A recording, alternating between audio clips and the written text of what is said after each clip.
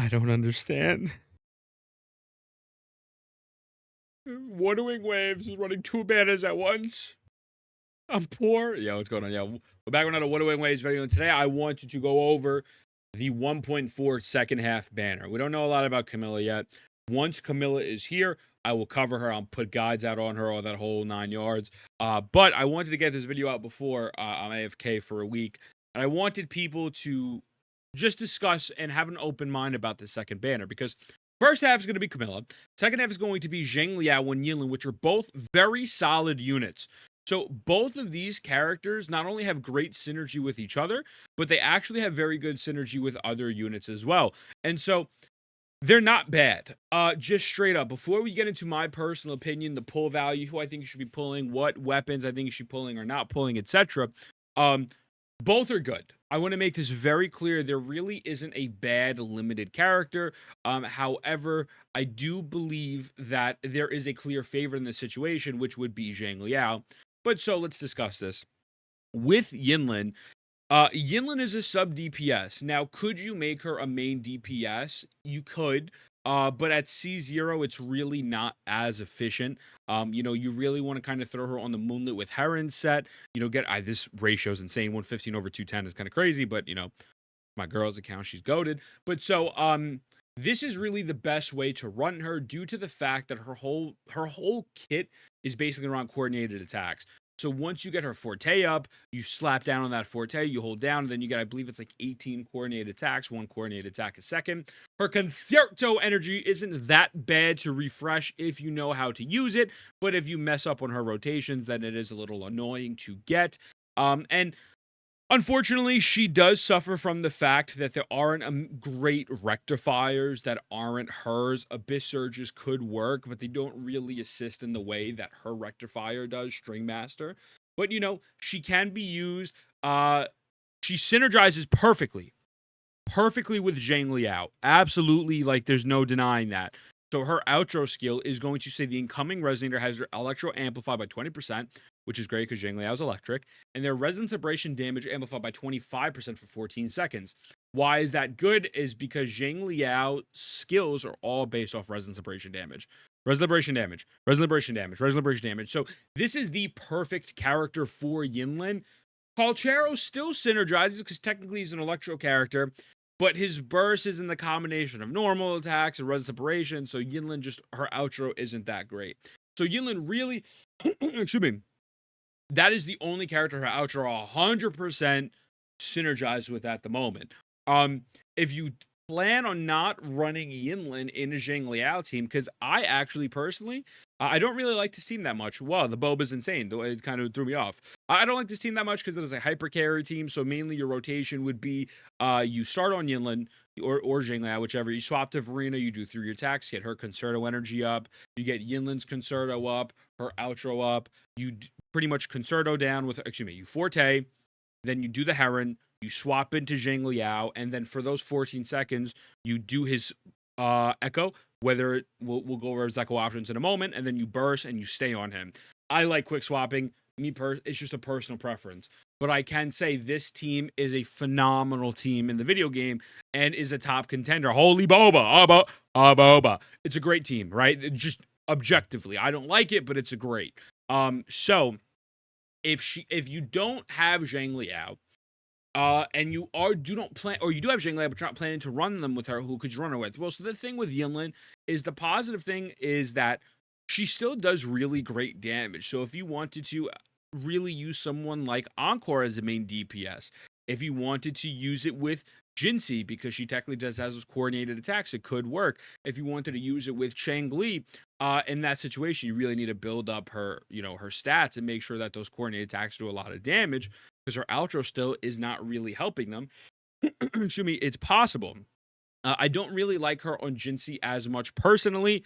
If you were just rolling for someone for a Jinxie Inca bot, you might as well just stick with Yanwu, because Yanwu just relies off of his skill, which always has uptime. There's almost near zero uptime. Near zero uptime. Excuse me, near zero downtime. Jesus, I have no sleep.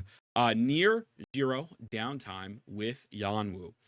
With Yinlin, if you are making an incandescence bot, you have to get her Concerto energy up and then concerto and whatnot. I'm saying concerto. My apologies. Her forte. You need to get her forte circuit up. I do not like having my Jinxi's incandescence tied to a character's forte circuit. I think Gigi's better.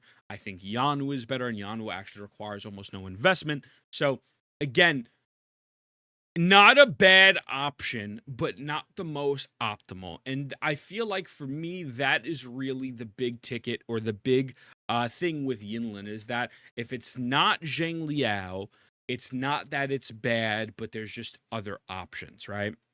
And so I like her, but coinciding with the fact that you really should go for String Master, Abyss Surges, again, is okay. I'm saying Abyss Surges. I think it's called something else. I think Abyss Surges is Zhang Liao. I'm losing my mind, guys. I want to let you guys know. I'm losing my mind, but I'm not cutting it out. What is it called? Cosmic Ripples. There you go. Bam. Cosmic Ripples. I know someone's going to comment saying this guy doesn't know what he's talking about. It is what it is. Cosmic Ripples is not a bad choice, but it's really not that great. It's double attack. Obviously, everybody knows crit rate's a big deal in this game. You want to try to get as much crit rate as possible. If you're able to get crit rate off of your, your weapon, that helps quite a bit. Increase energy regen by 12.8% when dealing basic attack damage. Increase basic attack damage bonus by 3.2, stacking up to 5 times. It's not bad, but it's not great, right? So I look at her as a character where I just don't necessarily see her fit anywhere perfectly again. I could be wrong. We don't know what's coming out, right? We don't discuss leaks. I don't know. However, I just think that Yinlin's pull value is it's good, but I think Zhang Liao's pull value absolutely goes way higher than Yinlin's in every sense possible. Zhang Liao is, again, he suffers from the fate where Stenard is really not that great on him, unfortunately. Abyss Surges would technically be better because it's more attack, but then you're missing the crit rate, right? So his weapon is a very big increase. However, Zhang Liao is just probably the easiest character to use in this video game. There's nothing about Zhang Liao that is confusing.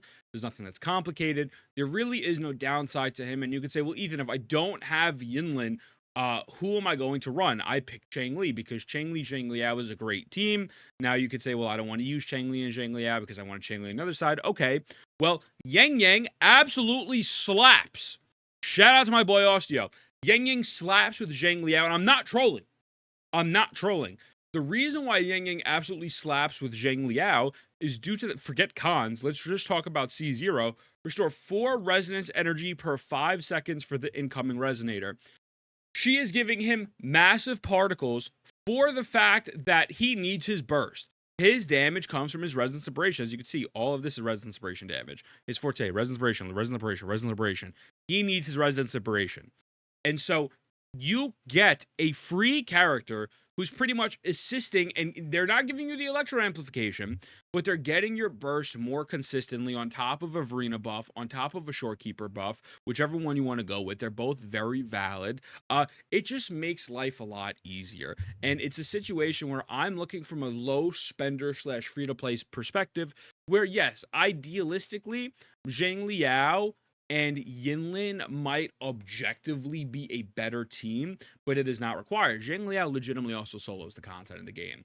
He's in a special situation with Changli where they're both able to solo and just be their own units and themselves, right? Now, I'm not going to tell you you're probably going to be able to solo. That takes a lot of skill.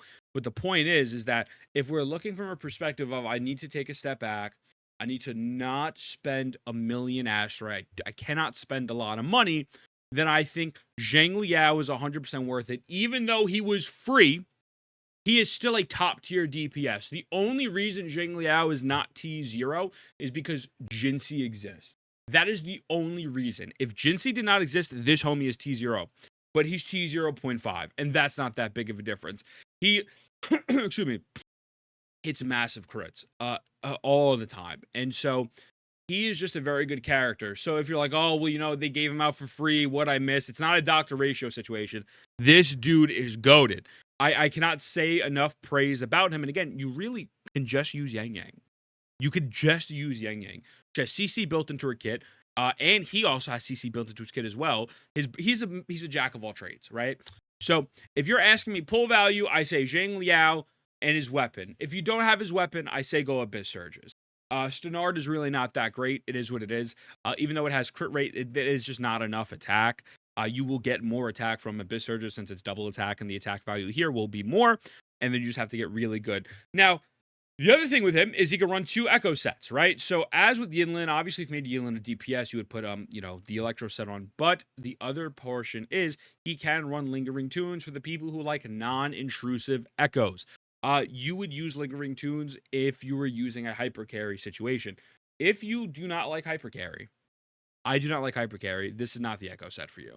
If you like hyper carry, just use this. You do your 2 attacks, call it a day, move on with your life. But if you like hyper carry, use this. His attack will go up periodically as time goes on. It is what it is.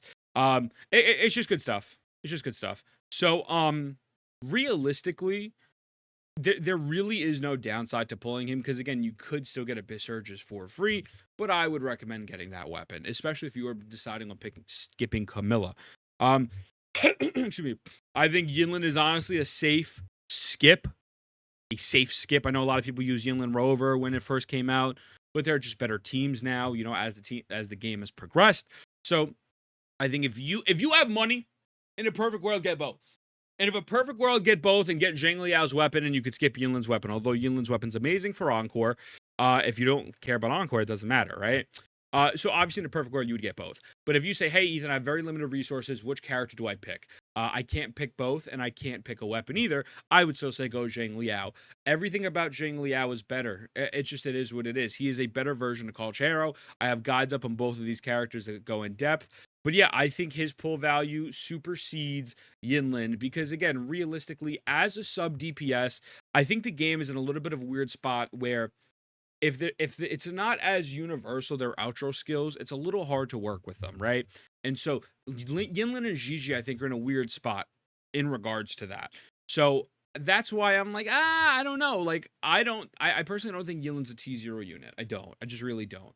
But I know they have value, and I know their damage output is decent. It's good. Actually, let me not underplay it. Her damage output is very solid.